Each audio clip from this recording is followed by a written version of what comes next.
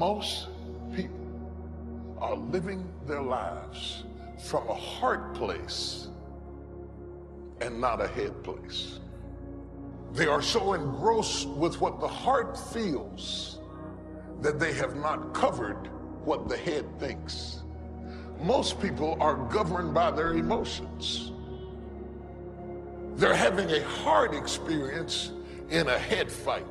You will never win a battle if you're having a heart experience in a head fight. You're telling the enemy how you feel has nothing to do with what you know. And if you're going to deal with a knower, never approach a knower with feelings. You got to approach a knower with facts. The enemy wants to cut off your head and leave you with feelings. Real decisions that move your life along are not coming out of your emotions, they're coming out of your head. Real opportunities that God would open up for you have to come out of your head and not out of your feelings. There are so many people that are so abstract and they're just moving along from day to day out of their emotions and their feelings. I don't know, I'm just not feeling it today. I'm just not feeling it today. Come back on Thursday. I might be feeling on Thursday. I'm not in the mood for this. I can't handle this. And every time you do it, you're canceling out opportunities. A person who does not function out of their head is a person without government. A person who moves totally out of their emotions is exempt from the greater opportunity than life, because you will forfeit what God has given you because of how you feel. God did not promise you that your feelings would line up with the facts. How many of us are living a headless life because we have not separated how we feel from what we know? You can't work with people like that. You really can't work with people like that, because if I criticize your work, it doesn't mean I criticize you. And to have to babysit your feelings, when I don't have time to babysit your feelings, I need you to correct the problem and go back to work. It's not personal if you do it right. I know that's culture shock to a lot of you. Because everything you've ever gotten, you've gotten out of your feelings. But let me tell you, the devil is not fighting you over your feelings. He is fighting you over your head. He is giving you images and imaginations and threats of disaster to send your head into a panic mode so that you will digress mentally from the leadership that the rest of you needs. It has to come from the facts and not the feelings. Are you a kingdom without a king? Are you so busy managing the emotional relationships that you have that you don't have the energy to think the thoughts you need to think to go where you need to go? Are you so busy managing your feelings and the feeling the people around you and trying to make them feel what you feel and need what you need and want what you want, that you're not making progress in life? Somebody asked me one time, what quality would I pick if I wanted to work with somebody? And you know what I picked first? Number one, strong feeling. Please, number one, give me somebody that feels strong. About most anything, I don't even care. Just so they believe it. Even if they disagree with me. Wonderful. Just so they disagree vigorously.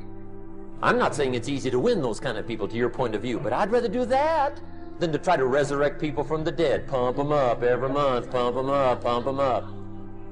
I pass. At any moment you feel any emotion, the first step you're going to always want to take to master your emotions, first step always will be to identify the signal.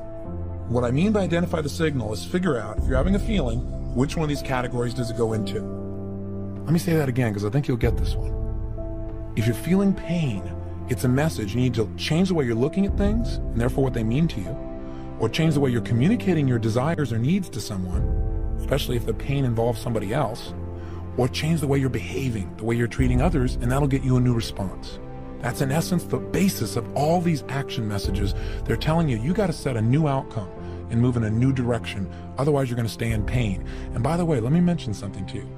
If you ignore a message, if you ignore one of these signals and these action signals, whether it be the signal of feeling hurt or fearful or angry or frustrated or disappointed or overloaded, that signal doesn't go away. It intensifies. You'll feel even more hurt, even more angry. It intensifies until one day you get smart enough to say, hey, I got to change something here. I got to change my expectations, the way I'm evaluating this thing, the way I'm looking at things, the way I'm feeling about it, or the way I'm communicating what I need, or I got to change the way I'm behaving, period. I'm going to keep feeling this until I make one of those three changes. It's that simple.